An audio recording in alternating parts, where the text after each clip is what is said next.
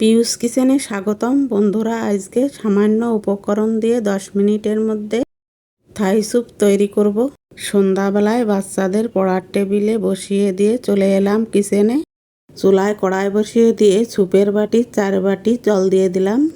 2 packet Thai soup কেটে দিয়ে দিলাম। ভালো করে নেড়ে চেড়ে নিতে হবে যাতে দলা না থাকে।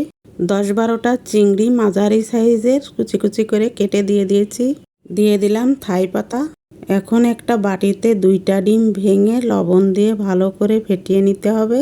এই যে ডিম ফেটানো হয়ে গেছে, এখন স্যুপের ভিতর দিয়ে ভালো করে নেড়ে চেড়ে দিব যাতে ডিমটা দলা পেকে না যায়, ছাড়া ছাড়া ভাব হয়।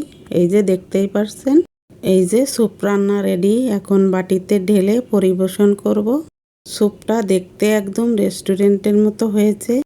মাঝে মধ্যে বাচ্চারা স্যুপ খাবো বলে বায়না করে রেস্টুরেন্টে নিয়ে যায়। আমরা এভাবে বাসায় তৈরি করে দিলে বাচ্চারা অনেক খুশি হয়ে যায় আর আমাদের অনেক টাকাও বেঁচে যায়।